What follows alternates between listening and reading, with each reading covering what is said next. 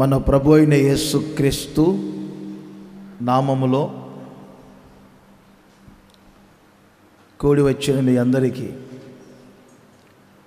ప్రేమపూర్వకమైన వందనాలు, దేవునికి స్తోత్రములు.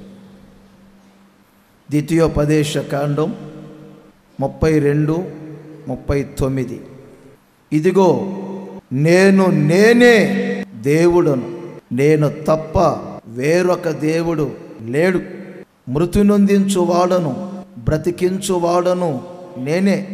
గాయపరచువాడను, స్వస్థపరచువాడను నేనే. నా చేతిలో నుండి విడిపింపగలవాడు ఎవడు లేడు. ఈ పదాలు కొన్ని చోట్ల మాత్రమే వ్రాయబడినాయి. దేవుడు స్వయంగా నేనే అనే పదాలు ఉపయోగించారు. ఏ సందర్భాల్లో ఉపయోగించారో, నేనే అనే ప్రతి చోట తన ప్రజలకు దేవుడు కలగజేసే ఆశీర్వాదాలు ఏమై ఉన్నాయో, అసలు నేనే అంటే ఏమిటో కొంచెం వివరిస్తాను. ఆయనకు సాటి ఎవరు ఉండరు, ఆయనకు సమము ఎవరు లేరు, ఆయనకు పైన ఎవరు లేరు.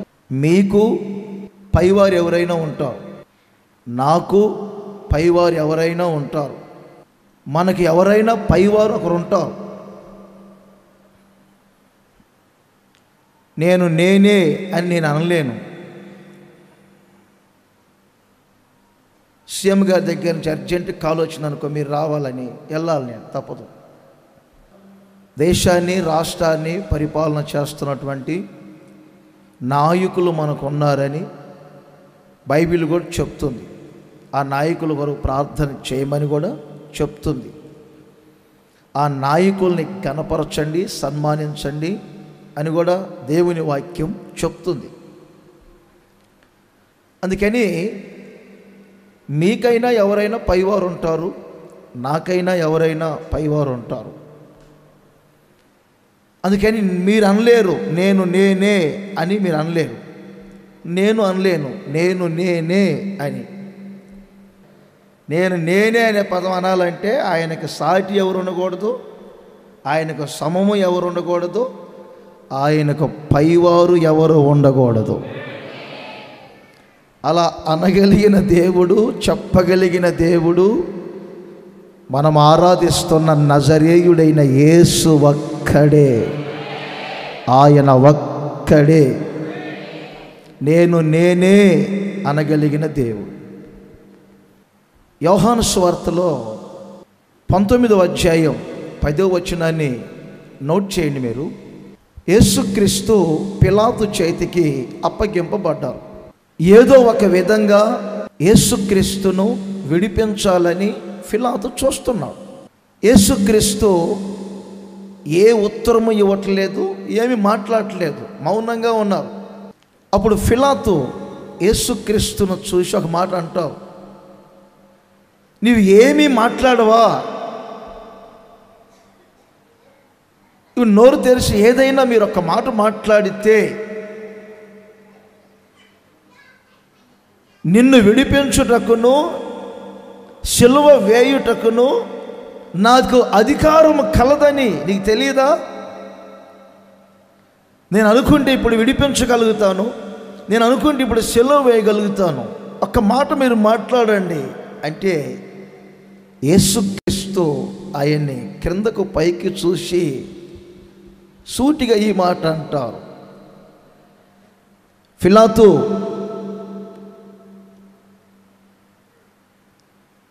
నన్ను సిలువ వేయటానికి, నన్ను విడిపించటానికి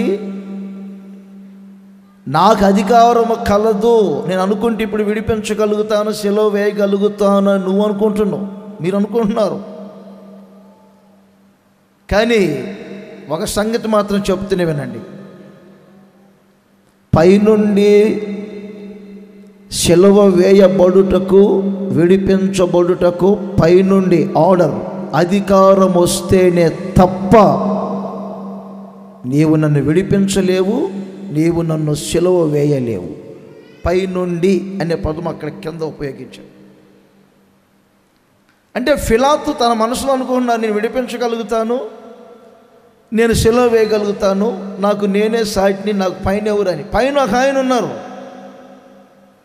దానియేలు గ్రంథంలో 3వ అధ్యాయం 15వ వచనాన్ని కూడా మీరు ఒకసారి గమనించినప్పుడు, భక్తులైనటువంటి 3 వ్యక్తులు వారు నిలబెట్టిన ప్రతిమకు నమస్కరించలేదని రాజు ఎదుట నిలబెట్టారు. నెబుకద్నెజర్ రాజు ఆ 3తో ఈ మాట చెప్తున్నారు, నేను నిలిపినటువంటి ఆ ప్రతిమకు మీరు నమస్కరించకపోతే, దండం పెట్టకపోతే, ఇప్పుడు నేను మిమ్మల్ని తీసుకొని వీళ్ళ అగ్నిగుండంలో వేయగలుగుతాను. నా చేతుల్లో నుండి మిమ్ములను విడిపించగలవాడు ఎవడు లేడు. ఎవరు లేరండి? మీరు చెప్పాలి ఇప్పుడు ఒక మాట. ఎవరు లేరా? మనుషులు అనుకుంటారు కొన్నిసార్లు, నా చేతుల్లో నుండి మిమ్మల్ని విడిపించగలిగిన వారు ఎవరు లేరు, నేను నేనే అనుకుంటారు. కానీ అది సాగదు. నేను నేనే అనగలిగిన దేవుడు ఒకే ఒక్కడు, ఆయన పేరు నజరేయుడైన యేసు.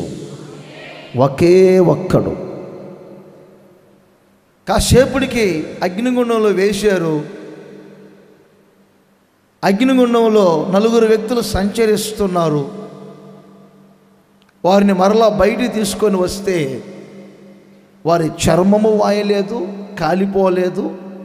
ఎలా వేయబడ్డారో మరలా అలాగే బయటకు వచ్చారు. 4వ వ్యక్తి ఒక ఆయన ఉన్నారు.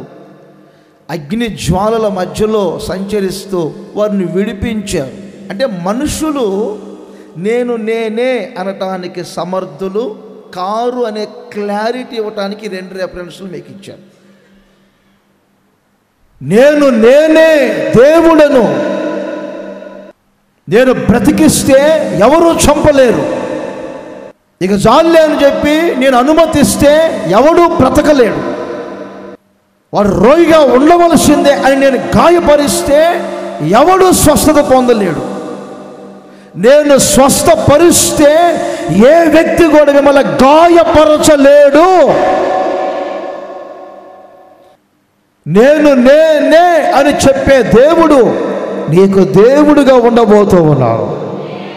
ఈ మార్చి నెల రోషంగా చెప్తున్నారు మీతో, నేను నేనే అని చెప్తున్నారు మీతో, నేను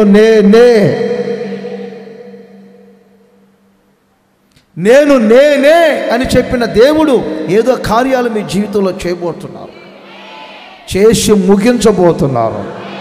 పాయింట్స్లోకి వస్తున్నాను. యెషయా ప్రవచన గ్రంథం 51వ అధ్యాయం 12వ వచనాన్ని చదువుతున్నారు. ఒకసారి వినండి. ఆ మాట మాత్రం అస్సలు వదిలిపెట్టొద్దు మీరు. నేను నేనే. ఏమిటి నేనే? మిమ్ములను ఓదార్చువాడను నేనే. అంటే దాని అర్థం వేరొకరెవరు మిమ్మల్ని ఓదార్చువారు లేరు. నేను నేనే అని చెప్పే దేవుడు ఏ విషయంలో చెప్తున్నారు? నేను నేనే అని అంటే మిమ్మల్ని ఓదార్చువాడను నేనే.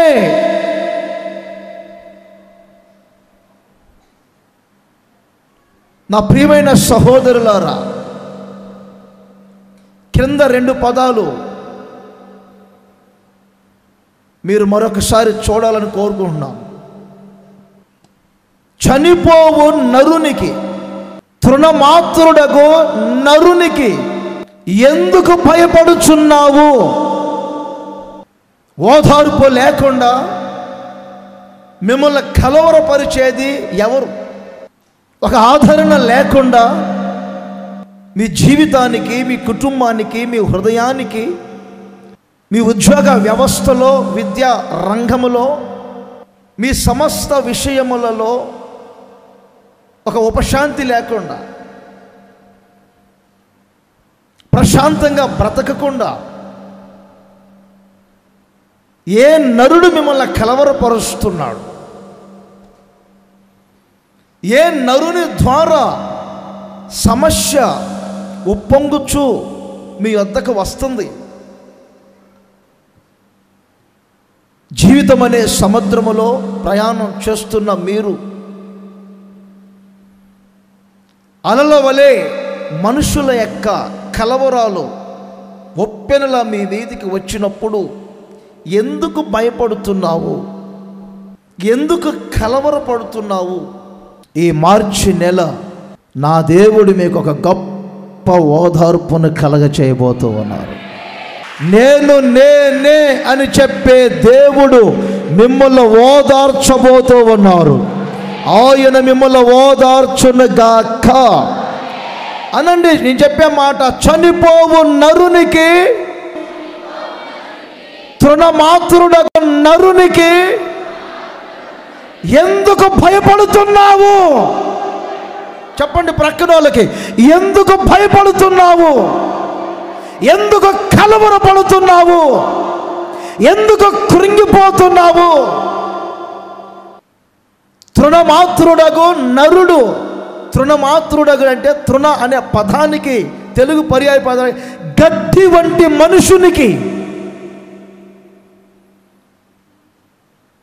సూర్యుడు ఉదయించగానే వాడిపోయే గడ్డి వంటి మనుషునికి ఎందుకు భయపడుతున్నావు?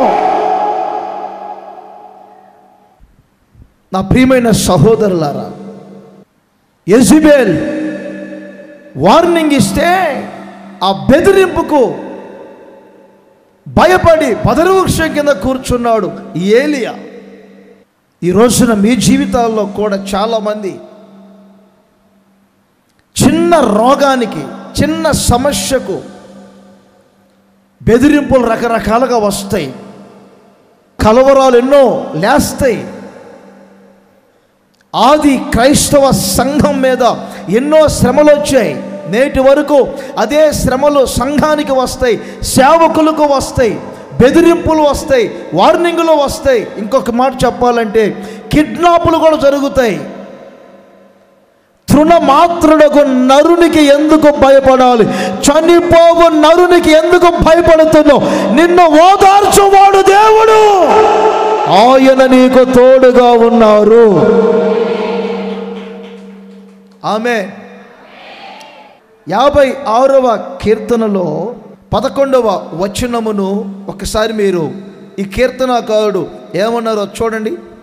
నేను దేవుని యందు నమ్మిక ఉంచి ఉన్నాను, నేను దేవుని యందు నమ్మిక ఉంచి ఉన్నాను, నేను భయపడను, నేను భయపడను. నరులు నన్నేమి చేయగలరు? నరులు నన్నేమి చేయగలరు? నరులు నన్నేమి చేయగలరు? ఏం చేస్తారు? 144 వచనం. నరులు వట్టి ఊపిరిని పోలి ఉన్నారు. మరి వారు ఊపిరి ఏం చేసింది? మనల్ని గట్టిగా గొంతు పట్టుకుంటే ఊపిరి ఆగిపోయింది. ఆవిరి వంటి నరుడు, గడ్డి పరక వంటి నరుడు. ఆ నరుడు మిమ్మల్ని ఏం చేస్తాడు? చనిపోవు నరుడు ఏం చేస్తాడు మిమ్మల్ని? ఊపిరి వంటి వారు, నీడ వంటి వారు, గడ్డి పరక వంటి వారు. వారి నోటి మాటలు విని, వారి హెచ్చరిక మాటలు, బెదిరింపులు విని ఎందుకు మీ జీవితంలో కలవరం, ఓదార్పును పోగొట్టుకుంటున్నారు? దేవుని ద్వారా కలిగే ఒక ఆదరణని మీరు దూరం చేసుకుంటున్నారు. అందుకే ప్రభు ఈరోజు మిమ్మల్ని ఈ మాటల చేత ఓదారుస్తున్నారు.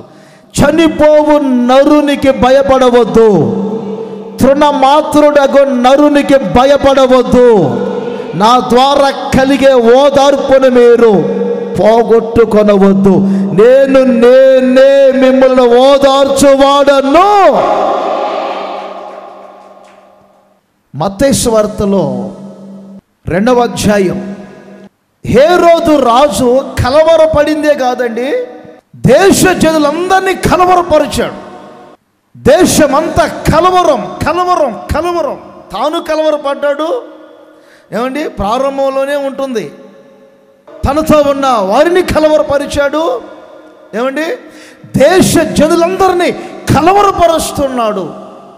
యేసు జన్మించిన ఆ కుటుంబాన్ని, యోసేపు మరియలకు అస్సలు నెమ్మది లేకుండా చేశారు.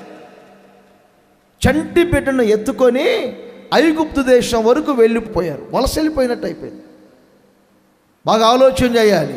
ఒకే కోణంలో ఆలోచించవద్దు మీరు.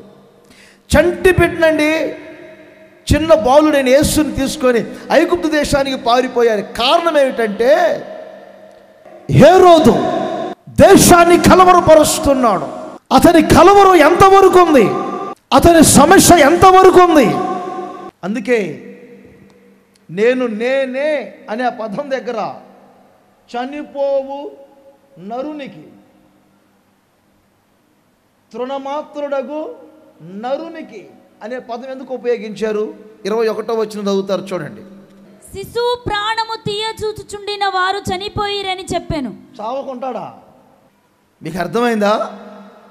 చనిపోయేవాడు ఏమండి దేశాన్ని కలవరపరిచాడు. చనిపోయేవాడు ఏమండి మరియా యోసేపుల కుటుంబానికి సమాధానం లేకుండా చేశాడు. ఆదరణ లేదు, ఓదార్పు లేదు. బాలును తీసుకొని దేశానికి వెళ్ళిపోయే పరిస్థితులు వచ్చినాయి. ఎంతకాలం ఉంటుందండి? అటు చనిపోయేవాడే. అందుకే ఈ మధ్య కొన్ని విషయాలు నేను లోకంలో జరుగుతూ ఉన్నాయి. పాస్టర్స్ని కొంతమందిని కిడ్నాపులు చేసి, బెదిరింపులు, సంఘం మీన్ని హింసించటం. ఏమండి, కొంతమంది అయితే ఏమండి వ్యతిరేకంగా మాట్లాడటం, క్రైస్తవుల మీద బురద చల్లటం, క్రీస్తు యొక్క పవిత్రతను అనుమానించటం, ఎన్నెన్నో బయట ప్రపంచం వైపు ఒక్కసారి మనం తొంగి చూస్తే ఇలాంటి మాటలు మాట్లాడతారా అనేది కూడా మనకి తెలుస్తూ ఉంటుంది. ఇలా మాట్లాడతారా? పిచ్చి వాగులు లాగుతూ ఉంటారు కొన్నిసార్లు. ఇవన్నీ చూస్తూ ఉన్నప్పుడు, లేఖనాలను ధ్యానం చేస్తున్నప్పుడు, ఎవరు ఆ నరుడు? ఎవరట చెప్పండి. చనిపోవు నరుడు. చెప్పండి, నరుతో ఒప్పుకోండి. చనిపోవు నరుడు. చెప్పండి, ఎవరాడు? చనిపోయే నరుడు హేరోదు. ఎవరాడు చెప్పండి, ఇంకోసారి చెప్పండి. చనిపోవు, అంతే. తర్వాత తృణమాత్రుడగు నరుడు. ఎవరంటాడు? అంతే, గడ్డి లాంటోడు. కొంచెం ఎండ ఎక్కువైందంటే మాత్రం మధ్యాహ్నానికి ఎండిపోతాడు. మధ్యాహ్నానికి కాసేపుడికి ఎండిపోయే గడ్డి లాంటి వాడు, ఊపి ఎగిరిపోయినట్లుగా ఎగిరిపోయేవాడు. ఏమండి, కాసేపట్లో గుంటకి వెళ్ళేవాడు, గుంటకి భజన చేసుకుని గుంటకు తీసుకెళ్లే వ్యక్తిని ఆడు మాటలకు మీరెందుకు కలవరపడతారు? వారి మాటలకు మీరెందుకు భయపడతారు? వారి మాటలకు మీరెందుకు బెదిరిపోతారు? తృణమాత్రుడగు నరుడు నిన్నేమి చేయగలడు? చనిపోవు నరుడు మిమ్మల్ని ఏమి చేయగలడు? అందుకే దేవుని యందు నమ్మిక ఉంచి ఉన్నారు మీరు. నా దేవుడు చెప్తున్నారు, నేనే మిమ్ములను ఓదార్చువాడను. ఆయన ఓదార్పు మీ ఒక్కొక్కరికి లభించునుగాక. కాసేపట్లో మరలా కబురు వచ్చింది. ఏమైపోయాడు నరుడు? చనిపోయాడు. తీసుకోరు రండి, ఇక మీరు ప్రశాంతంగా బ్రతకవచ్చు. అంతే. కాసేపు కళ్ళు మూసి తెరిచేసరికి ప్రశాంత వాతావరణాలు ఏర్పడబోతున్నాయి మీకు. ఆ చిన్నదానికే తప్పు నిర్ణయాలు తీసుకోబాకండి. పాయసం తిన్నవారిలాగా ఆయాసపడబాకండి. సూసైడ్లు ఆ సైడ్లు అనబాకండి. విన్నారా? ఎస్తేరు గ్రంథం 7వ అధ్యాయం 9వ వచనాన్ని మీరు గమనించాలండి. ఈ 9వ వచనంలో నేను ఒక మాట చెప్తాను, వినండి ముందు. యూదులకు శత్రువు ఒకడున్నాడు, ఆయన పేరే హామాన్. ఆడు నెమ్మదిగా ఉండడు, తన కుటుంబాన్ని నెమ్మదిగా ఉండనీయుడు. ఏమండి, తన స్నేహితుల్ని పిలుస్తాడు, సమావేశాలన్నీ పెడతాడు, ఆరుని కలవరపరుస్తాడు. ఏమండి, చివరికి దేవుణ్ణి ఆరాధన చేసుకునే ప్రజలను కూడా కలవరపరుస్తాడు. ఏమి పెద్ద పెద్ద కారణాలు ఏమి లేవు, చిన్న కారణమే. ఏమిటి ఆ కారణం అంటే, యూదుడైనటువంటి మొర్దెకై ఆయనకి వంగి దండాలు పెట్టలేదు, నమస్కారాలు చేయలేదు. బలవంత మార్పిడి, బలవంత రక్షణ ఏమండి ఎవరికి ఉండదు. యేసు ప్రభు గొంతు మీద కత్తి పెట్టి నమ్ముకో నమ్ముకో నమ్ముకో అని ఎవరు చెప్పరు. ఒక ఛాయిస్ ఇస్తారు, మీకు సొల్యూషన్ చెప్తారు, ఆలోచన అంతే. ఆయన ఇచ్చేది ఉచితమైనది. మీకు ఒక ఛాయిస్ ఇస్తారు అంతే, సొల్యూషన్ చెప్తారు. అబ్బాయి ఇదిగో ఈ మార్గంలో వెళ్తావా, వెళ్ళు. ఈ స్వభావాలతో వెళ్తే నరకానికి వెళ్తావు, ఈ స్వభావాలతో వెళ్తే మోక్షానికి వెళ్తావు అని కొన్ని విషయాలు చెప్తారు. వంగి నమస్కారం చేయలేదంటే ఎవరిష్టం వాళ్ళది, అంతేగా.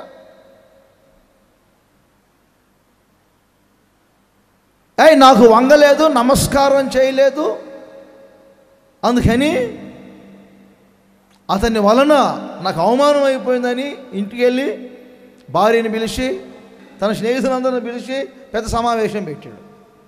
ఆ సమావేశంలో అందరూ ఆలోచన చేసి ఒక నిర్ణయానికి వచ్చారు. ఇంటి దగ్గర 60 మూరల ఉరికొయ్యని పాతిచ్చాడు. దాని మీద బోర్డు పెట్టాడు, ఇది పొలాన్ని మొర్దెకైకి, పొలాన్ని మొర్దెకైకాడు. అది తెలియదు, క్రైస్తవ సంగతి, దేవుని ప్రజల సంగతి తెలియదు. గుంట త్రవ్విన వాడు గుంటలో పడతాడనే సంగతి తెలియదు. ప్రాణాలను పిడికిలలో పట్టుకున్నారు. 127 సంస్థానాలలో ఉన్నటువంటి ప్రజలందరూ ప్రాణాలను పిడికిలలో పట్టుకున్నారు. పిడికిలలో ఏమైపోతామో తెలియదు. పత్రికలు పంపించారు దేశానికి మొత్తానికి, చదవండి, యూదులు అనేవారిని, ఇశ్రాయేలు అనేవారిని చంపేయండి.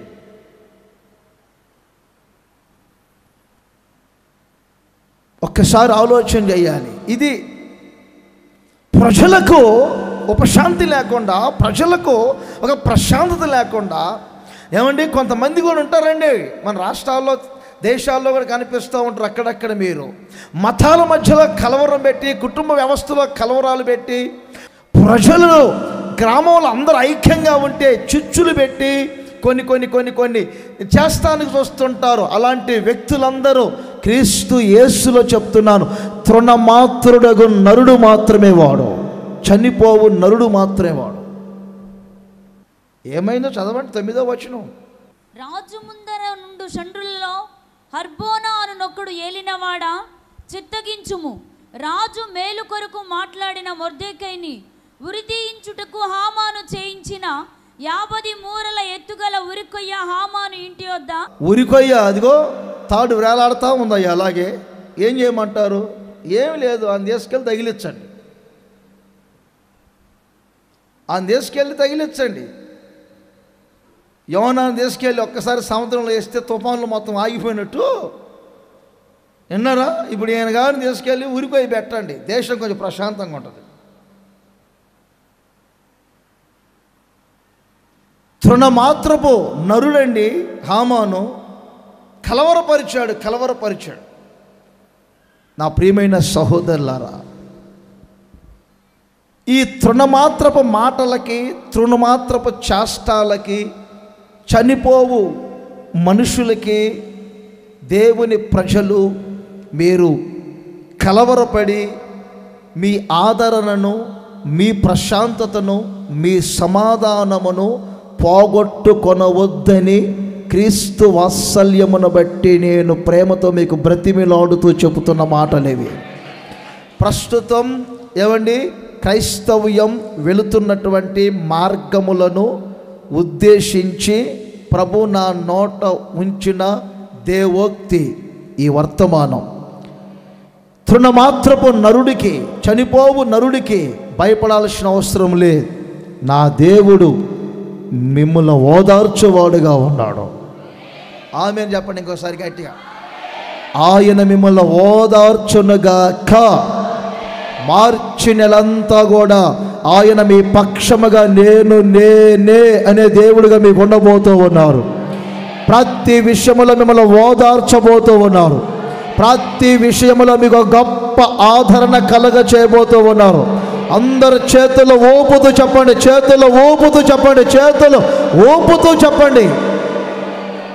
నా దేవుడు మనల్ని ఓదార్చేవాడుగా ఉంటే తృణమాత్రుడకు నరునికి మీరు భయపడరు. చనిపోవు నరుని మాటలకు, బెదిరింపులకు, హెచ్చరికలు భయపడవలసిన అవసరం లేదు. మార్చి నెల ఆయన ఓదార్చు దేవుడిగా మీకు ఉండబోతున్నారు. ఇంకొకసారి చేతులు ఊపుతూ చెప్పండి గట్టిగా. నిర్గమకాండం 14వ అధ్యాయం 17వ వచనం చదువుతారు. ఇదిగో నేనే ఐగుప్తీయుల హృదయములను కఠినపరచుదును. రెండోసారి దేవుడు చెప్తున్నారు చూడండి. ఐగుప్తీయుల హృదయములను కఠినపరచెదను. వారు వీరిని తరుముదురు. వారు ఇశ్రాయేలీయులను తరుముదురు. నేను ఫరో వలనను అతని సమస్త సేన వలనను అతని రథముల వలనను అతని గుర్రపు రౌతుల వలనను నాకు మహిమను తెచ్చుకొందును. ఈ ఉపవాస కోడికలలో ప్రభు చెప్తున్నారు, మన ద్వారా ఆయన మహిమ తెచ్చుకోబోతున్నారు. ఆయన నామమునకు మహిమ కలగబోతుంది. 42వ గుడారాల పండుగ ద్వారా దేశములో, ప్రపంచములో యేసయ్య నామమునకు మహిమ కలగబోతుంది. ఆయనకు మహిమ తెచ్చుకోబోతున్నారు. అందరూ మరొకసారి చప్పట్లు కొట్టి సంతోషించండి. ఆయనకు మహిమ కలుగునుగాక.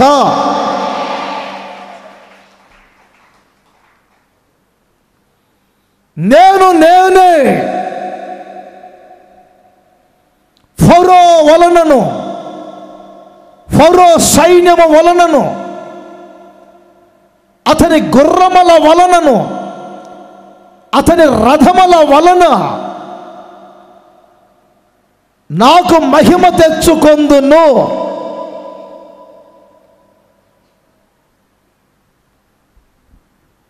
నాలుగు 430 సంవత్సరాలు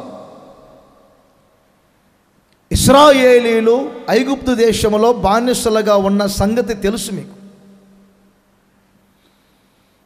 మోషే, అహరోను, మిరియాముల దేవుడు ఏర్పరచుకొని ఆ దేశములో నుండి వారిని పాలు తేనెలు ప్రవహించు దేశానికి నడిపించాలని ఐగుప్తు దేశములో 10 అద్భుతాలు దేవుడు చేయించి ఫరో మనస్సును దేవుడు మార్చి ఇశ్రాయేలులు వెళ్ళవచ్చును అని అనుమతించాడు. వారు ఎర్ర సముద్రం వరకు ప్రయాణం చేస్తున్నారు. మరలా మోషేతో దేవుడు చెప్తున్నారు, మోషే, ఇలా నేను ఇశ్రాయేలీయులను నేను తీసుకొని వస్తే నా నామానికి ఏం ఘనత కలుగుతుంది? 10 అద్భుతాల వలన కాదు నా నామానికి మహిమ తెచ్చుకునేది. బాగా వినాలి మీరు చెప్పేది.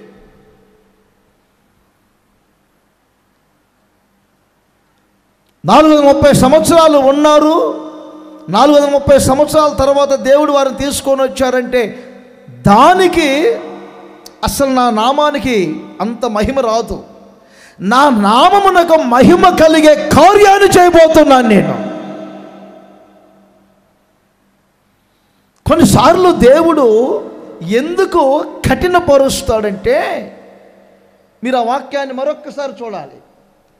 ఫరో హృదయమును నేను కఠినపరిచెదను అన్నది. ఎందుకు కఠినపరచాలి దేవుడు?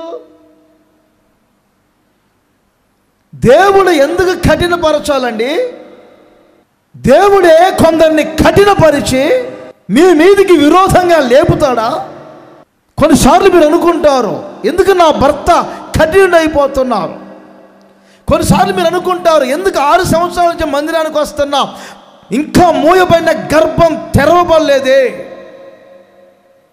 ఇంకా ఈ గడ్డు సమస్యలు ఎందుకు తొలగిపోవట్లేదు, ఎందుకు ఈ రోగ వ్యవస్థ దూరంగా అవట్లేదు, ఎందుకు ఈ అప్పులు తీరట్లేదు, ఇంకా ఎందుకు పిల్లల వివాహం జరగట్లేదు, ఇంకా ఎందుకు నేను నిరుద్యోగ స్థితిలో ఉన్నాను, ఇంత భక్తి చేస్తున్నా ఇంకా ఎందుకు నాకు ఈ వ్యతిరేకత వస్తుంది,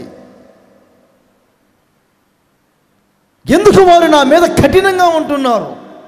దేవుడే కొన్నిసార్లు కఠినపరుస్తాడు. 10 అద్భుతాలు చేసిన దేవుడు తిన్నగా తీసుకొని రావచ్చు, కానీ మరలా అక్కడ చూడండి, అక్కడ మరలా ఒక స్టేజీ పెట్టాడు, ఒక మీటింగ్ పెట్టాడు. అక్కడ ఎర్ర సముద్రం దగ్గర మీటింగ్ పెట్టాడు. ఆగు మోషే, కొంచెం తొందరపాటు, ఐగుప్తు దేశంలో 10 అద్భుతాలు జరిగాయి, తిన్నగా నేను తీసుకొని వచ్చానంటే పెద్ద ఘనం కాదు, కానీ ప్రపంచమంతా చెప్పుకునే కార్యాన్ని ఒకటి చేయబోతున్నాను నేను, దేశమంతా చెప్పుకునే కార్యాన్ని చేయబోతున్నాను నేను. తరతరాలు గతించిపోయినా ఈ కార్యం ఇంకా ఎన్నిసార్లు చెప్పుకున్నా తనివి తీరని ఒక అద్భుత కార్యాన్ని చేయబోతున్నాను. 4 రోజుల తర్వాత రావాలా? లాజరు చనిపోగానే అంటే రావచ్చుగా, ఎందుకు 4 రోజులు సమయం ఇచ్చారు?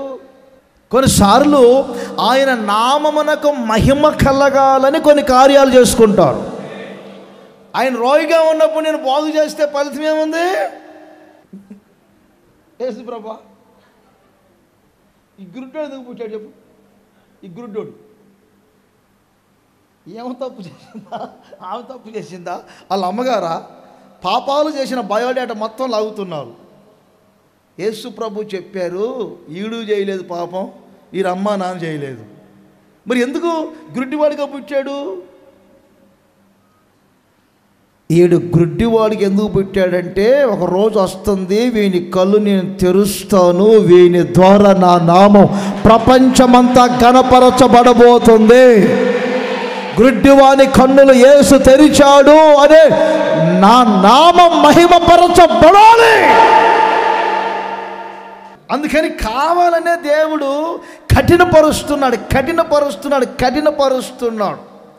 కొన్నిసార్లు మీ సొంత వాళ్ళే మీ మీద కఠినస్తులు అవుతారు. ఎందుకు ఈ కఠినం?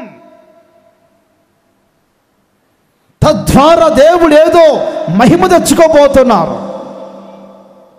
ఫరో మాట్లాడుకున్నారు అధికారులు, ఒరే ఏంటి అసలు మనం ఇశ్రాయేలుకి ఎందుకు అనుమతించాం? ఏమనండి, మీరే కదా నిన్న చెప్పారు ఎలమని, అది అర్థం కాలేదే. లేవండి, ఐగుప్తులో ఉన్న రథాలు మొత్తం తీసుకురండి. మీరు ఇంటికి వెళ్తే 14వ అధ్యాయం అంతా చదువుకోండి. ఐగుప్తు దేశములో 600 రథములు, శ్రేష్టమైనటువంటి 600 రథాలు తీసుకున్నారు. శ్రేష్టమైనవి 600 ఉన్నాయట, మిగతాయి ఇంకా ఎన్నో రథాలు ఉన్నాయి. ఉన్న రథాలను మొత్తం తీసుకున్నారు, సైన్యాధిపతులు మొత్తం తీసుకున్నారు.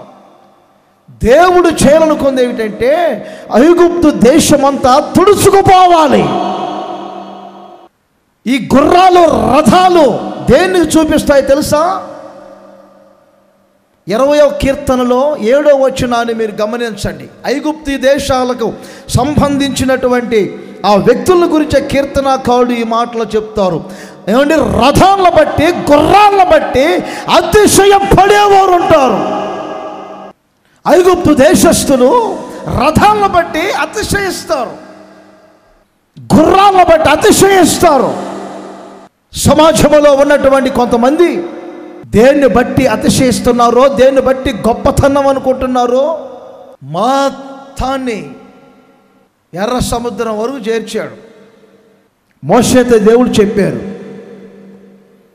ఇక నీ చెయ్యి సముద్రం వైపు చాపి ఆ సముద్రాన్ని నీ చేతిలో ఉన్న కర్రతో కొట్టు. ఏమని కొట్టాడో నాకు తెలియదు, కానీ మనమైతే యేసు రక్తమే జయం అంటాం. యేసు రక్తమే జయం అనండి ఒకసారి గట్టిగా, పెడాల కొట్టండి.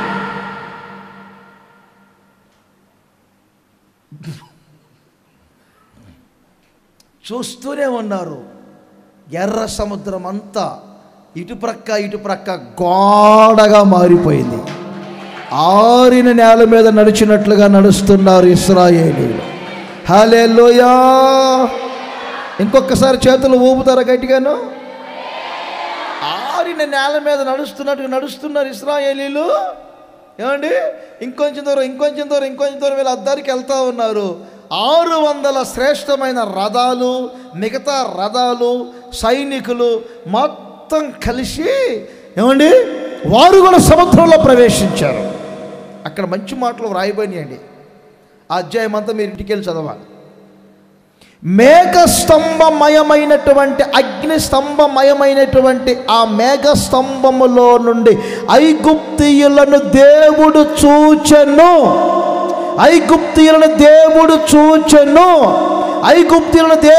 చూచెను.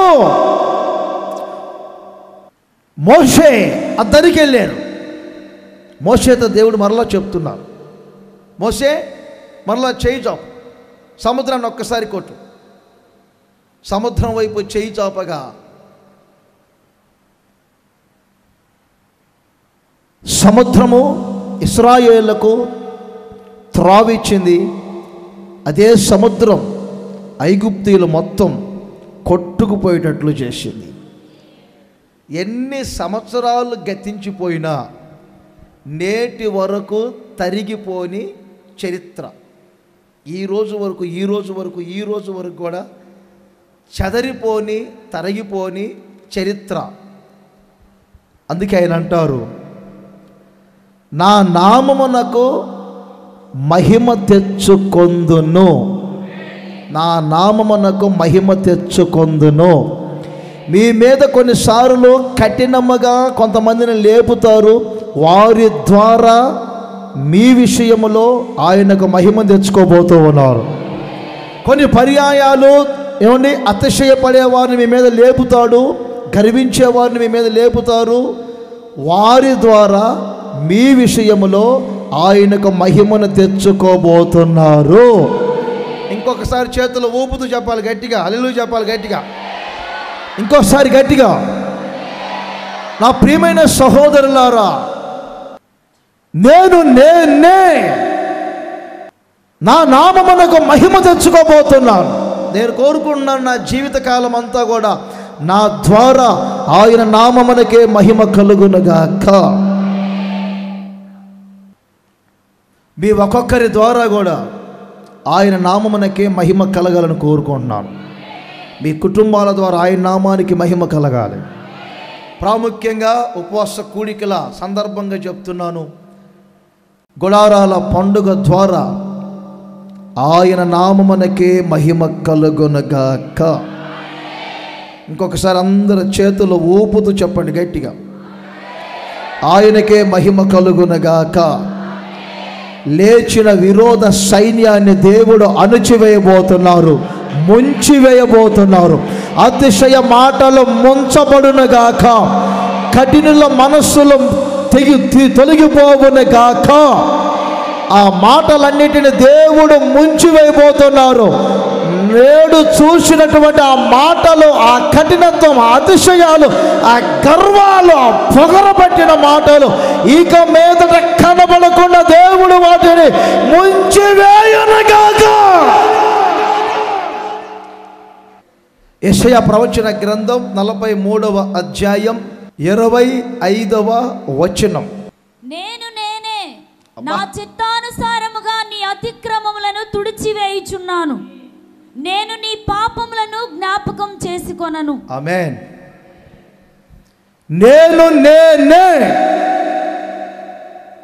మీ అతిక్రమాలన్నిటినీ తుడిచివేయుచున్నాను. అతిక్రమాలను, పాపాలను తుడిచివేయగలిగిన దేవుడు ఒకే ఒక్కడు, ఆయన పేరు నజరేయుడైన యేసు. అందరు ఇంకొకసారి బిగ్గరగా చేతుల పైకే చెప్పండి గట్టిగా, హల్లెలూయా చెప్పండి.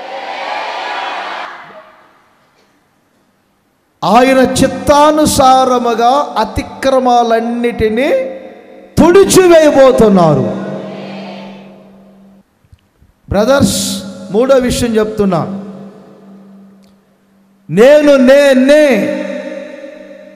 ఓదార్చువాడను, నేను నేనే నాకు మహిమ తెచ్చుకొని వాడను, నేను నేనే మీ అతిక్రమాలన్నిటిని తుడిచివేయువాడను. అతిక్రమాలు, పాపాలు కొంచెం వేరు పదాలైనప్పటికీ ఒకదానికి సంబంధించినవి. పాపములో రకరకాల ఉంటాయి. పాపాన్ని లేదా అతిక్రమాన్ని తుడిచివేయగలిగేది ఎవరు? ఈ మాటలు చెప్తే కొన్నిసార్లు కొంతమందికి గిట్టదు.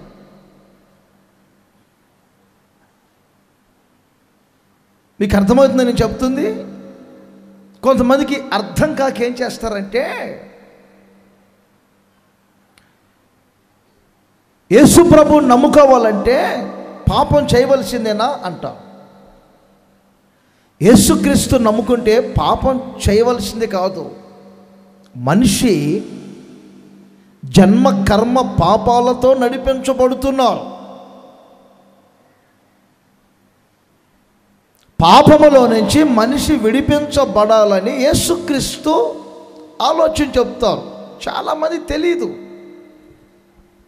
కొంతమంది ఏమండి క్రైస్తవ్యాన్ని కించపరచాలి, విమర్శించాలని మీ యేసుక్రీస్తు చరిత్ర 2000 సంవత్సరాల క్రితం చరిత్రగా అంటారు. యేసుక్రీస్తు చరిత్ర 2000 సంవత్సరాల క్రితం చరిత్రే కాదు. అసలు ఈ భూప్రపంచం మీద ఈ భూమి ఎప్పుడు స్థాపించబడింది, ఈ భూమి మీద ఈ మంచి వాతావరణాన్ని దేవుడు ఎప్పుడు ఇచ్చారు, ఈ భూమి మీద ఈ రోజున ఈ నదులు ఈ సర్వ సమృద్ధిని ఎప్పుడు కలగజేశారు, భూమిని ఆయన ఖండములుగాను దేశములుగాను ఎప్పుడు విభజింపబడింది,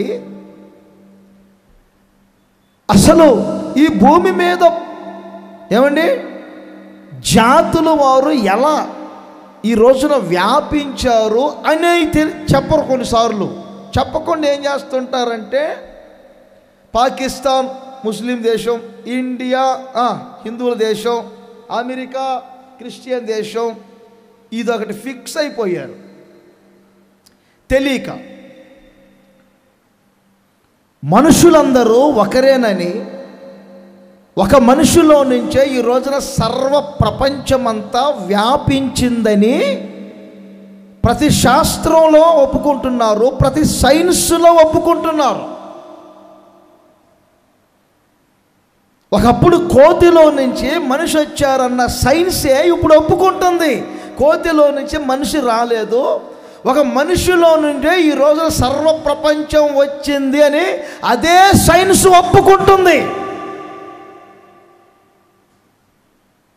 ఆ ఒక మనిషిలో నుండి ఈ రోజున సర్వ ప్రపంచాలన్నీ వ్యాపించాయి. దేశాలు వేరువేరుగా ఉన్నట్లు చెదిరిపోయినటువంటి మనుషులు ఏమండి ఆయా ప్రాంతాల్లో విస్తరించారు. దానికి వివాదాలు విభేదాలు పెట్టుకోకూడదు. యేసుక్రీస్తు చరిత్ర ఏం చెప్తుంది? ఆయన దేవుడు, ఈ లోకానికి ఆయన సశరీరుడిగా వచ్చాడు. 2000 సంవత్సరాల క్రితం చరిత్ర కాదు ఇది. భూమి పుట్టక మునిపే, ఆకాశం పుట్టక మునిపే ఆది అంతమై ఉన్న దేవుడు, నేను ఆరాధిస్తున్న నజరేయుడైన యేసు, ఆయన సమస్తమునకు ఆధారభూతుడు. ఎలా చెప్తున్నారని మీరు అంటారేమో, పరిశుద్ధ గ్రంథంలో ఉన్న విషయాలు చెప్తున్నా.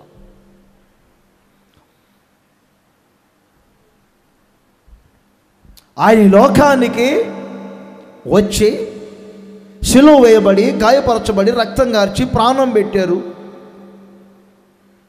మనిషి యొక్క జన్మ కర్మ పాపాలు తొలగించాలని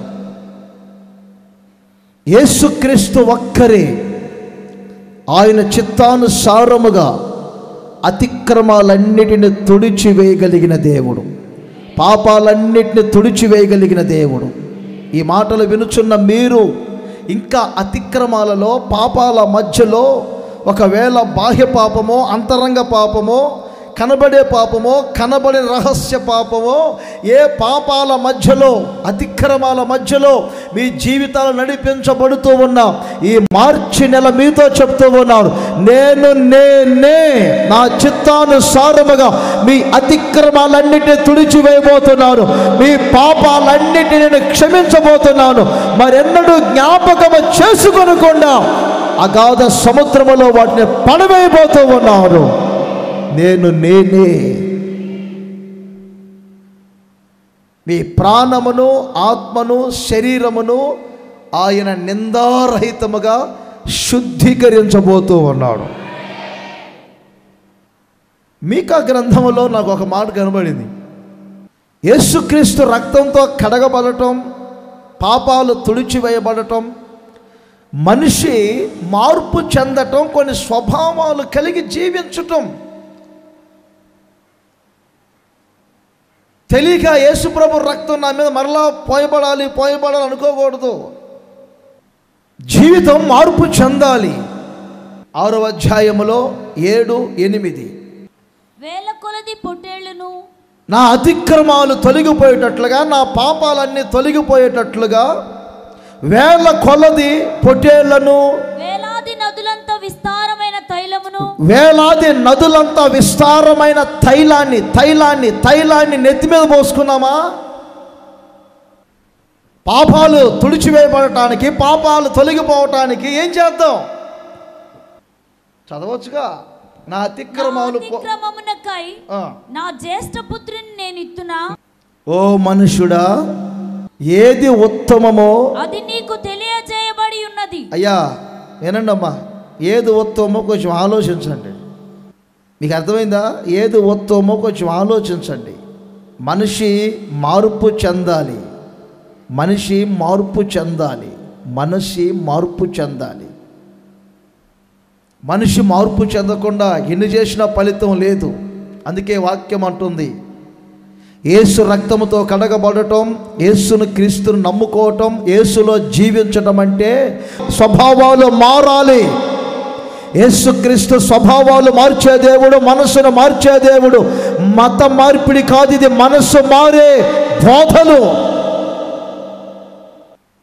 పాపాలు తుడిచివేయబడటం అంటే న్యాయముగా నడుచుకోవాలి. మొదటిది అక్కడ ఉంది చూడండి, న్యాయముగా నడుచుకోవాలి. రెండవది కనికరమును ప్రేమించాలి. మూడవది దీన మనస్సు కలిగి దేవుని ఎదుట ప్రవర్తించాలి. ఈ 3 పనులు చేయండి చాలు. మీ ప్రాణము, ఆత్మ, శరీరం తుడిచివేయబడతాయి, నిందారహితముగా మార్చబడుతుంది, శుద్ధీకరించబడుతుంది. యేసుక్రీస్తు చెప్పే చక్కని ఆలోచనలు ఇవి. ఈ వర్తమానం వింటున్న మీరు కూడా గమనించండి. న్యాయమే జరిగించాలి. మీరు న్యాయముగా బ్రతకాలి. మీ కష్టార్జితములో న్యాయంగా ఉండండి, మీ వ్యాపార వ్యవస్థలో న్యాయంగా ఉండండి, మీ ఉద్యోగ వ్యవస్థలో న్యాయంగా ప్రవర్తించండి. న్యాయము తప్పి తీర్పు తీర్చబాకండి, న్యాయము తప్పి మాట్లాడబాకండి, న్యాయం తప్పి ఎక్కడ వ్యాపారాలు చేయబాకండి, న్యాయం తప్పి ఎక్కడ మీ ఉద్యోగ వ్యవస్థలో మీరు మెదలబాకండి. ఎన్నోసార్లు చెప్తున్నా, మరొకసారి చెప్తున్నాను, అబద్ధ సంతకం పెట్టబాకండి, లంచం తీసుకోబాకండి, మీది కానిది రూపాయి కూడా మీకు వద్దు. పేదవారికి ఒక న్యాయం, డబ్బున్నోళ్ళకి ఒక న్యాయం అనబాకండి. న్యాయముగా నడుచుకోవాలి మీరంతా. యేసుక్రీస్తు న్యాయవంతుడు. ఆయన దగ్గరకు వచ్చిన వారందరూ ఆయన అదే చెప్పారు, నువ్వు యథార్థముగా న్యాయముగా ప్రవర్తిస్తావయ్యా, మోమాటము లేని వాడివి, మనుషుల ముఖస్థుతిని బట్టి మాట్లాడే దేవుడు కాదయ్యా అని ఆయన గురించి ప్రజలు చెప్పుకున్నారు. అందుకని న్యాయముగా ప్రవర్తించాలి. అతిక్రమాలు పూర్తిగా తొలగిపోవాలి, తుడిచివేయబడాలంటే న్యాయముగా ప్రవర్తించాలి. రెండవది, కనికరమనే ప్రేమించాలి. కనికరము కలిగిన హృదయాలు మీకు ఉండాలి. చాలా పర్యాయాలు చెప్తూ ఉన్నాను ప్రియమైన సహోదరులారా, యేసు ప్రభు స్వభావం అది. వర్షం పడుతుందట, తల్లిదండ్రులు చెప్పారు, అమ్మాయి ఆ సూర్ కింద బేషన్లో డబరాలను పెట్టమ్మా, వర్షపు నీళ్ళని పడతాయి, రేపు దేనికైనా ఉపయోగించుకోవచ్చు అని చెప్పారు. ఈ పిల్ల నిద్రలో వెళ్ళి పెట్టి వచ్చింది. రాత్రి అంతా వర్షం కురిసింది. విన్నారా? తెల్లారి చూసేసరికి ఆ డబరాల్లో కానీ ఆ బేషన్లో కానీ ఒక చుక్క కూడా నీళ్ళు లేవు. ఎందుకో తెలుసా? ఆ పిల్ల నిద్ర మత్తులో అజాగ్రత్తగా పెట్టింది. ఎలా పెట్టింది తెలిసా? బోర్లు ఇచ్చి పెట్టింది.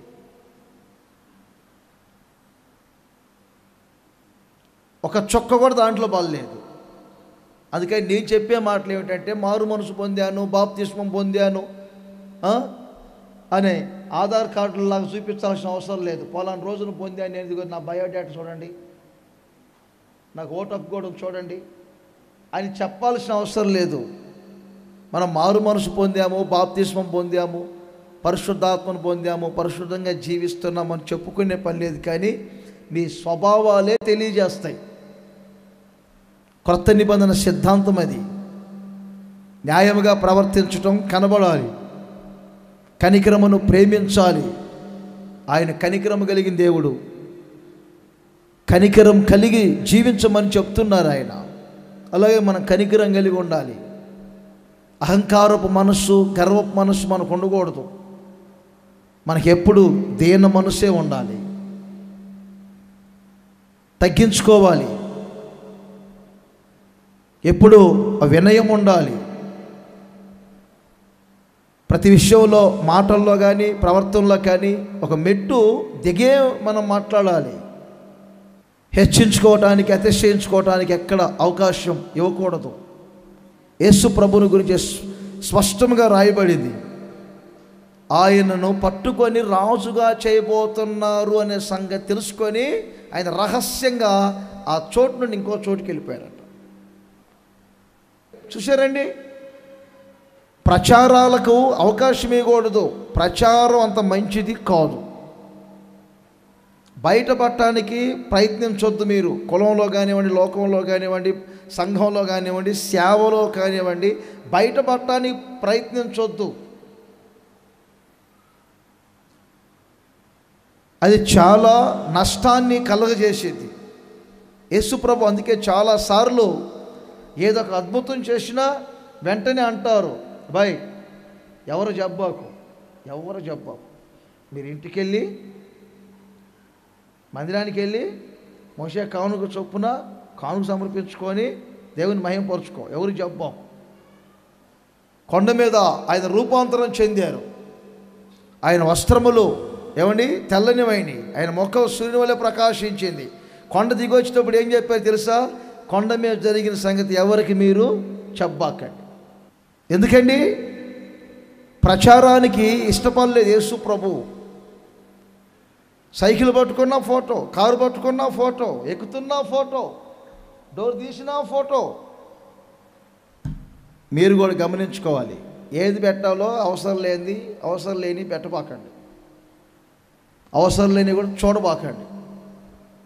వాట్సాపుల్లో కానీ ఫేస్బుక్లో కానీ అవసరం లేని చూడబాకండి. కొన్ని అవసరం లేని వస్తున్నప్పుడు ఆ నెంబర్ని మీరు బ్లాక్లో పెట్టేసుకోండి. ప్రచారం మంచిది కాదు. మోకాళ్ళ మధ్యలో ఏలియా ముఖాన్ని పెట్టి ఉన్నారు. ఏలియా మోకాళ్ళ మధ్యలో ముఖాన్ని పెట్టుకున్నారు. ఎందుకో తెలుసా?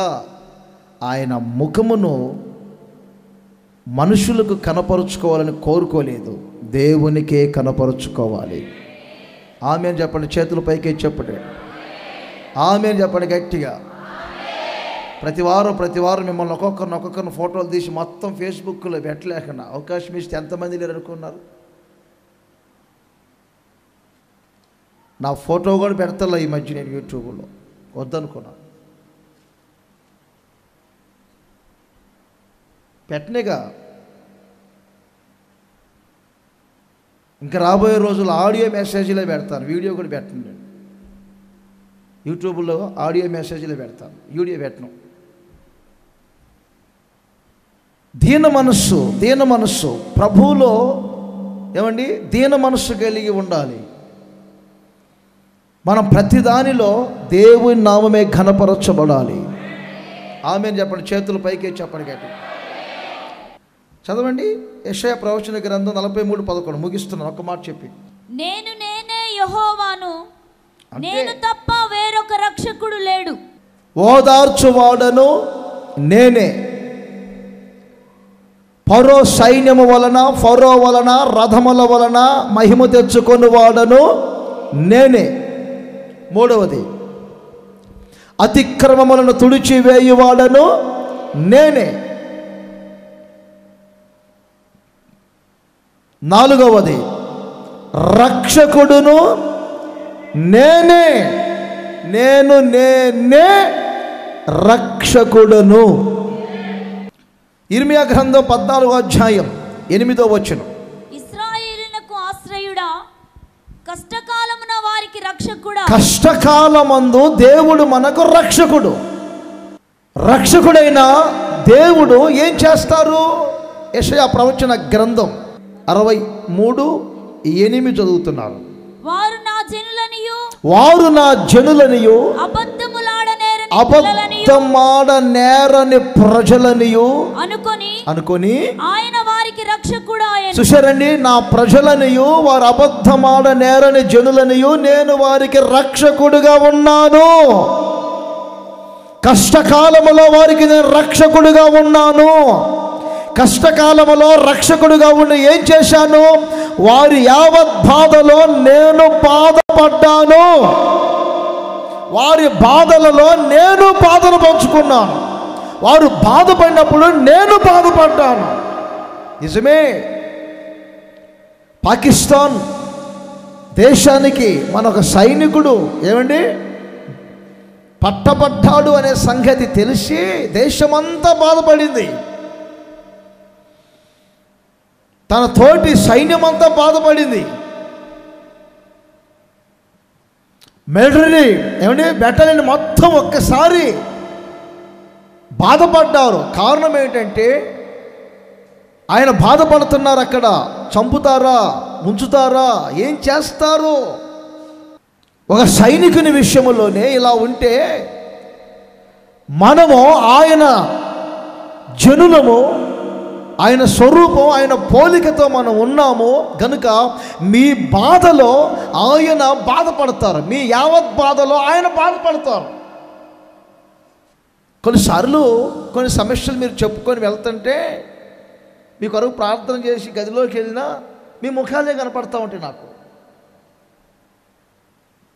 కొందరు వద్దన్న గుర్తు వస్తూ ఉంటారు. జ్ఞాపకం చేసుకుంటూ ఉన్నప్పుడు, ప్రార్థనలో నేను జ్ఞాపకం చేసుకుంటున్నప్పుడు గుర్తు వస్తూ ఉంటారు. మీరు కొన్నిసార్లు చెప్పిన విషయాలన్నీ ఒక్కసారి మరలా మనసులోకి వస్తూ ఉంటాయి. భర్త మారలేదని చాలా బాధపడుతున్నారే ఆ సహోదరి గారు, పిల్లలు సహకరించట్లేదని చాలా బాధపడుతున్నారు, సొంత స్థలం లేదని, సొంత ఇల్లు లేదని, ఒక సరైన పోషణ లేదని, పిల్లలకు ఫీజులు కూడా కట్టుకోలేకపోతున్నారే, అప్పు సమస్యలు ఎక్కువైపోతున్నాయని మీరు చెప్పిన మాటలన్నీ ఏమంటే మెదడులో నుండి తీసివేసుకోలేకపోతున్నాను కొన్నిసార్లు ఒక సేవకునిగా నేనే. అందుకని వీలైనప్పుడంతా మోకరించడం, ప్రార్థన చేసుకోవటం, వీలైతే ఉపవాసం కూడా ఉండటం, వాటన్నిటిని నోట్ చేసుకోవటం. ఏమండి నాకే అలా ఉంటే ఒక మనిషిగా మరి ఆయన స్వరూపం, ఆయన పోలిక, అందుకే మీ యావత్ బాధలో ఆయన బాధపడుతాడు రక్షకుడు. అందుకే వారికి రక్షకుడు అయ్యారట. కింద పదాలు అంటే చూడండి, ఈ మాటలు నేను చెప్పేవి. వారి యావత్ బాధలో ఆయన బాధపడిను, ఆయన సన్నిధి దూత వారిని రక్షించెను, ప్రేమ చేతను ప్రేమ చేతను తాళిమి చేతను వారిని విమోచించాడు. చూసారండి, వారిని విమోచించాడు. పూర్వ దినములన్నిటను ఆయన వారిని ఎత్తుకున్నారు, వారిని మోసుకొని వచ్చారట. రక్షకుడు కాబట్టి పనులన్నీ చేశారు.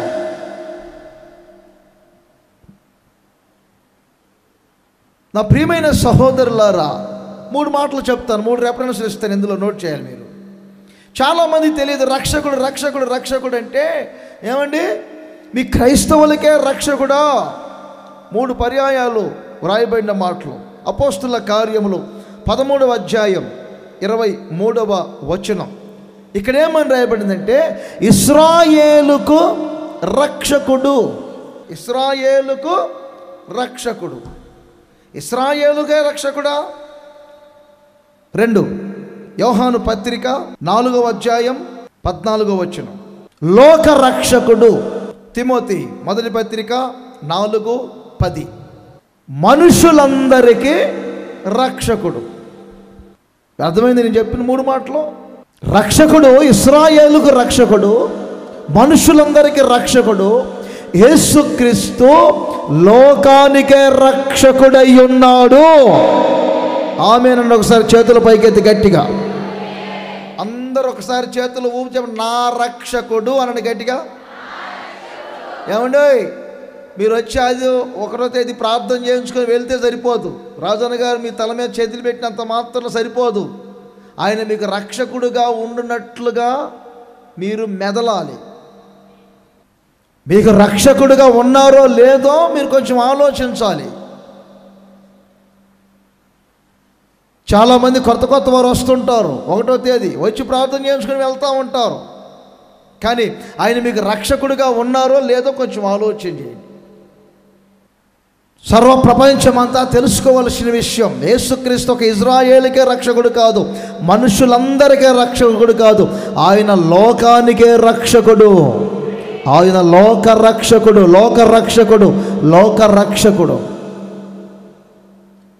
ఆయన మీకు రక్షకుడుగా ఉండబోతూ ఉన్నారు. వేరొక రక్షకుడు లేడు, ఆయనే రక్షకుడు. నేనే మీకు రక్షకుడు, నేనే మీకు రక్షకుడును. మిమ్మల్ని కాచుకునే రక్షకుడు. మీ అందరికీ ఆయన ఒక రక్షణ కవచముగా ఉండబోతూ ఉన్నారు, ఒక సంరక్షకుడిగా ఉండబోతున్నారు. మీ లాలన పాలనంతా ఆయనే అయి ఉండబోతున్నారు. నా లాలన నా పాలనంతా ఆయనే. అన్ని విధాలుగా మన మీద కేర్ తీసుకుంటాడు ఆయన. చెప్పండి, రక్షకుడు అంటే ఏమిటా అని నేను కొన్నిసార్లు డిక్షనరీలో చూస్తే లాలన పాలన మొత్తం ఆయనేనంట. లాలన ఆయనే, పాలన ఆయనేనట. ఆహా, ఎంత బాగుందండి. పెట్టేది ఆయనే, పోషించేది ఆయనే. మనకు రక్షకుడిగా ఉండబోతున్నాడు ఆయన. ఇంకొక చోట మాత్రమే రాయబడింది బైబిల్లో, నేనే అనే పదం ఇంకొక చోటే రాయబడింది. యెహెజ్కేలు గ్రంథం 34. ఇక్కడే రాయబడింది, ఇక లేవు. ఇంకేమైనా ఉంటే నాకు చెప్పండి, వాటిలో కూడా నేను యాడ్ చేసుకుంటాను. యెహెజ్కేలు గ్రంథములో 34వ అధ్యాయం 20వ వచనం. కాబట్టి ప్రభువైన యెహోవా ఈ మాట సెలవిచ్చుచున్నాడు, ఓకే, ఇదిగో నేనే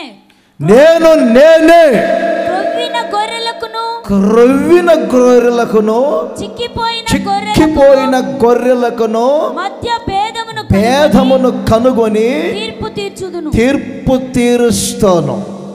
క్రొవ్వు పెట్టిన గొర్రెలకు, చిక్కిపోయిన గొర్రెలకు తీర్పు తీరుస్తాను. మరొకసారి చెప్తున్నా, నేనే.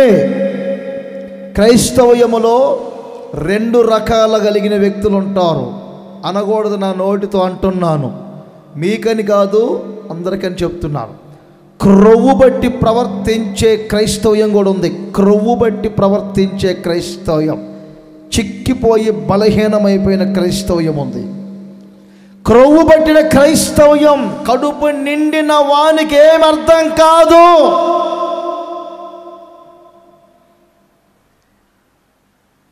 కడుపు నిండా అన్నము తినినటువంటి ఏమండి వ్యక్తిగత రాజ్య పాలన విషయాలు అర్థం కావు. కడుపు నిండా అన్నం తిని వ్యక్తికి ఆకలి విలువ అర్థం కాదు.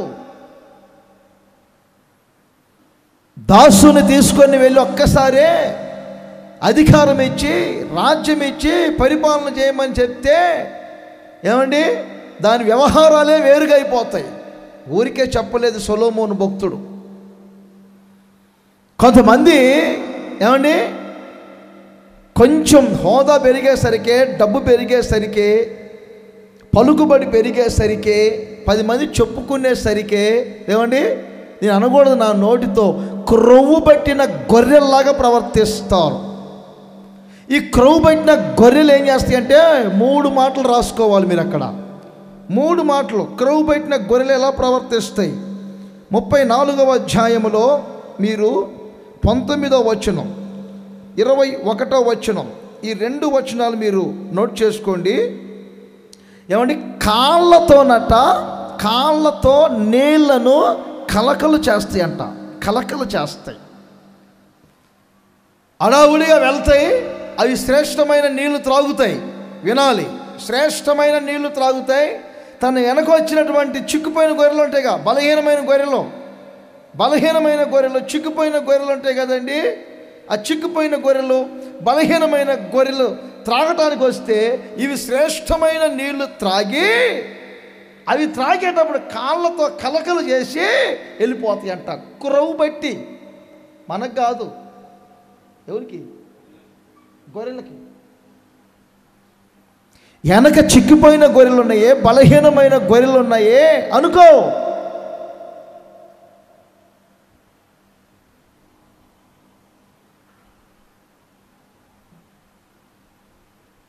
అడుక్కునే వాళ్ళకి ఏమి వేస్తారా? వేడివేడిది వండి వేస్తారా? తినగా మిగిలింది పడేస్తారా?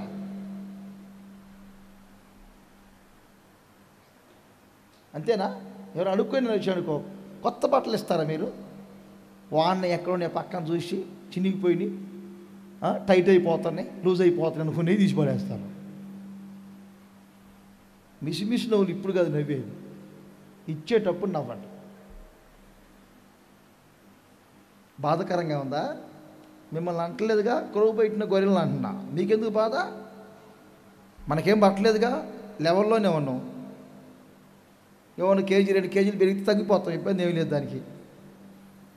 మనంగా సంగతి. క్రొవ్వు పెట్టిన గొర్రెలు ఉంటాయి కొన్ని. చెప్పండి, ఏ గొర్రెలు? చాలా ప్రౌడు, డ్రెస్సు ప్రౌడు, ఏమండి ధనం ప్రౌడు, భయంకరమైనటువంటి గర్వం. పై చూపే ఉంటుంది, కింద చూపు ఉండదు. కాళ్ళతో కలకలు చేసుకుంటూ వెళ్తుంటాయి అంటే ఈ గొర్రెలు. ప్రార్థనా మందిరములో డబ్బు ఉన్నవారైనా సరే, డబ్బు లేని వారైనా సరే సమాన న్యాయమే జరుగునుగాక. ఆమేన్ చెప్పండి గట్టిగా. మీకు మిగిలింది అన్నం మిగిలింది, మ్యారేజ్ మిగిలింది, వారికి మిగిలింది, వీరికి మిగిలింది అని చెప్పి అనాథాశ్రయంలో పెట్టినట్టుగా వారికి పెట్టాల్సిన అవసరం లేదు. అంత గతి పట్టలేదు.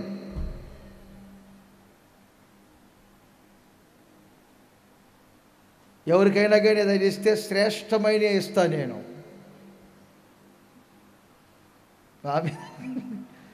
పాత తీసేసి పడేసి ఇవ్వను.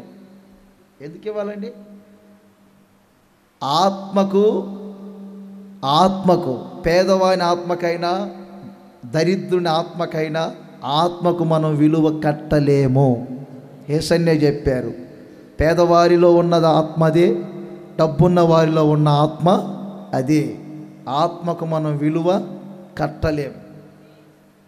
అందుకే మన ప్రార్థనా మందిరాలలో, మన మినిస్ట్రీస్లోనే ఇంచుమించుగా అన్ని చోట్ల ఏమండి ధనికుడని, దరిద్రుడని, పెద్దవారని, పెద్ద కులస్తులని, చిన్న కులస్తులని వివాదాలు విభేదాలు లేకుండా సమాన న్యాయమే జరుగుతుంది. అదే జరుగునుగాక. కాళ్ళతో కలకలు చేయొద్దండి, కాళ్ళతో కలకలు చేయబాకండి. శ్రేష్టమైన అన్ని ద్రాగి కాళ్ళతో కలకలు చేయబాకండి. కలకలు చేయటమే కాదు, మరలా చూడండి అక్కడే ఉంది కింద ఇంకొక మంచి మాట ఏంటండి? కాళ్ళతో త్రొక్కి బురద చేస్తారంట, బురద చేస్తాయి. మూడవది 21లో కొమ్ములతో పొడుస్తాయి అంట. ఎవరైనా ఒక రాగిపోయారనుకో ప్రార్థనా మందిరంలో ప్రార్థనకు రాకుండా, నువ్వు వస్తే అంత రాకపోతే అంత. ఒక ద్వారము మూయబడితే 7 ద్వారాలు తెరవబడతాయి.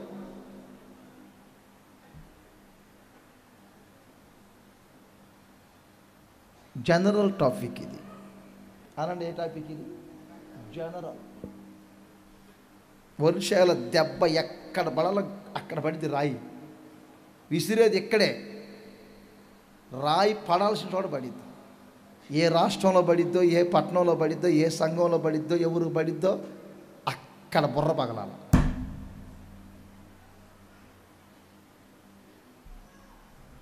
కొమ్ములతో పొడవటం ఏంటండి? క్రొవ్వు పెట్టిన గొర్రెలు ఉంటాయి అంటండి. మీరు కాదు, కొంతమంది క్రొవ్వు పెట్టిన క్రైస్తవులు కనపడుతుంటారు చూడండి. పైనే కనపడుతుంటారు, కింద వాళ్ళు కనపడరు. ఎమ్మెల్యే గారికి, ఎంపీ గారికి ఉన్నట్టుకుంటుంటారు బాడీ గార్డ్స్ ఎప్పుడు 10 మంది. క్రైస్తవ్యానికి ఏ అవసరం లేదు. ప్రపంచ దేశాలను తిరిగిన ఏసన్న గారికి ఏ బాడీ గార్డ్ లేరు. ఉన్నారా? భగత్ సింగ్ గారికి బాడీ గార్డు ఉన్నారా? దేవదాస్ గారికి ఉన్నారా? బైబిల్ మిషన్ దేవదాస్ గారికి. ప్రపంచాలను వణికించినటువంటి దైవ సేవకులు, పేరు పొందిన దైవ సేవకులు ఎవరు ఏమంటే గుట్టుగా కూర్చున్నారు. ఒక బ్రదర్ని పెట్టుకొని ఎంట పెట్టుకొని తిరిగారు. 10 మంది బాడీ గార్డ్స్లో అవసరం లేదు. క్రైస్తవ్యానికి అవసరం లేదు.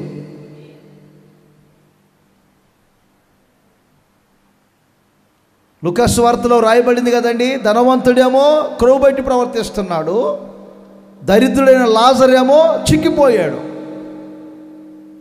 శుభ్రంగా బల్లా దగ్గర కూర్చుంటాడు. ఇదిగో ఇలా తుంచుతూ ఉంటాడు రొట్టెలు. ఓదారంగ వస్త్రం ధరించుకొని ఊపిరాడకుండా తిని, ఎక్కడ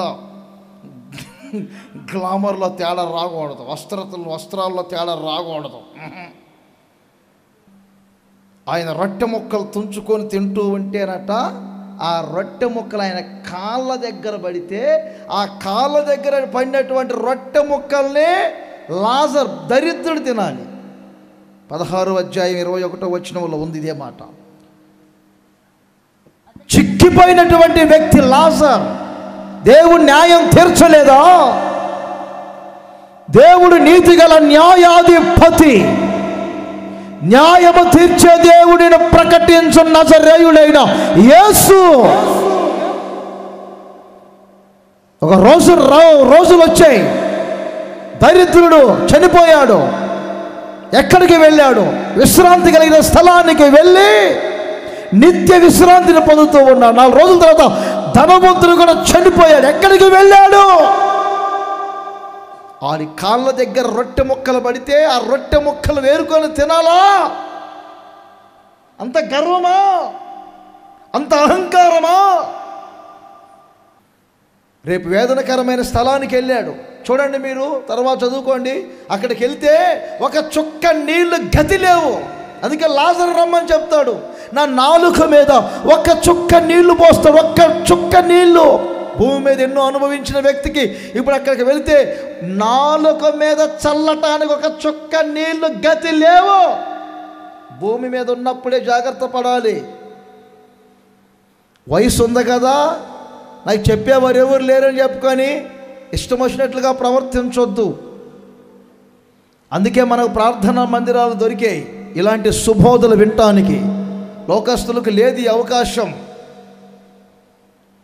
మనకి అవకాశం దేవుడు ఎందుకు ఇచ్చారంటే, ఇలాంటి సమయంలో వచ్చి ఎక్కడా కూడా విశ్వాస జీవితంలో, ప్రార్థనా మందిరంలో, నా భక్తి జీవితంలో క్రొవ్వు పెట్టినటువంటి గొర్రెలుగా నేను ఉండకూడదయ్యా. కాళ్ళతో నలకలు చేయకూడదు, బురదలు చేసి చేయకూడదు, కొమ్ములతో అందరిని పొడిచి దూరం చేసుకోకూడదు. క్రొవ్వు పెట్టి ప్రవర్తించిన ధనవంతుని వలె ఉండి రేపటి రోజున చుక్క నీళ్లు గతి లేవు. నాలుగు ఉంది కదా, నోరు ఉంది కదా అని పెద్ద పెద్ద మాటలు మాట్లాడవద్దు. వయసు ఉంది కదా అని వయసు మీద పడినటువంటి వ్యక్తుల్ని హీనపరచొద్దు. దయచేసి చెప్తున్నా, వృద్ధుల్ని గౌరవపరచండి, పేదల్ని కనికరించండి, మీ తోటి వారిని ప్రేమించండి, అందరినీ ప్రేమతో దగ్గర తీసుకోండి. ఎవరిని పోగొట్టుకోబాకండి. ఎదుటి వ్యక్తిని ఎప్పుడు తక్కువ అంచనా వేసుకోబాకండి. అడుక్కునే వాడితో కూడా మనకు అవసరం వచ్చింది ఒక రోజున. ఎవరిని దూరం చేసుకోవద్దు. ప్రేమగా పలకరించండి, ప్రేమగా నవ్వుకోండి, ప్రేమగా చూసుకోండి. విసురుకోబాకండి, కసురుకోబాకండి. దేవుని బిడ్డల నోటి ఎప్పుడు స్తుతి, స్తోత్రం, praise the Lord, hallelujah, glory. ఇది పొడవబాకండి. కొమ్ములు ఎక్కువ ఉంటే వాటిని ఈ మార్చి నెలలో ఒక్కసారి తుంచేసుకోండి. ఆ కొమ్ములన్నిటిని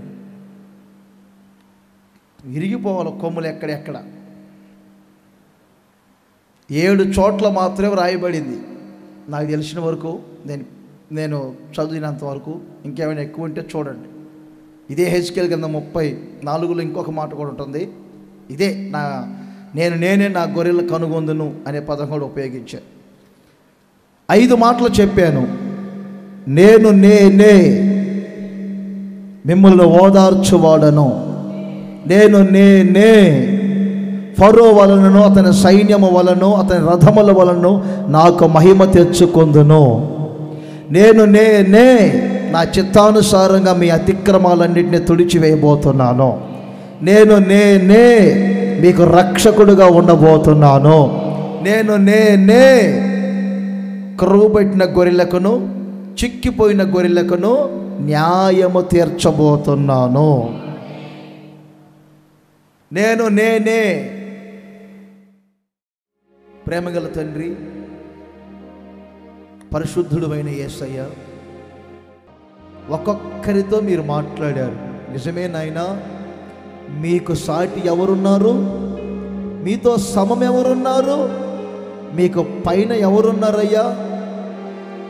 నేనే దేవుడను అని మీరు మాకు చెప్పారయ్యా.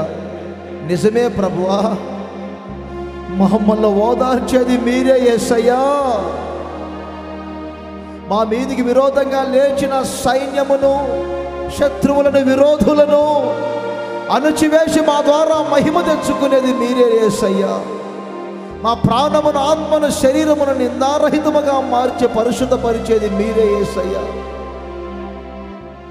మమ్మల్ని తండ్రి, మా బాధలో మీరు బాధపడి మమ్మల్ని లాలిస్తూ, పాలిస్తూ, ఎత్తుకొనుచు, మోయుచు, మా లాలన పాలన విషయాలు చూసుకునే మా మంచి రక్షకుడవు నీవే. నీవు తప్ప మాకు వేరొక రక్షకుడు లేడు నాయనా.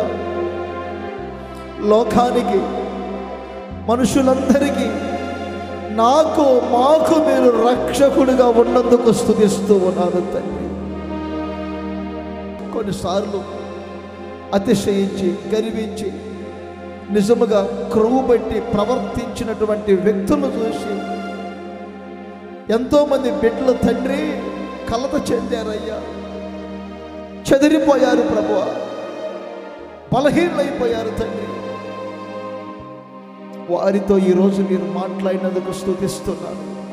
న్యాయము తీర్చే దేవుడువని, న్యాయము తీర్చే దేవుడువని, తప్పక న్యాయము తీరుస్తావని, ఒక రోజున నిత్యత్వముల ప్రథమ స్థానాన్ని మీరు ఇస్తారని అనేక కోణాలలో మీరు మాట్లాడినందుకు మీకు స్తోత్రం. ఘనత, మహిమ, ప్రభావములు మీరే పొందండి. యేసు నామములో అడుగుచున్నాను తండ్రి.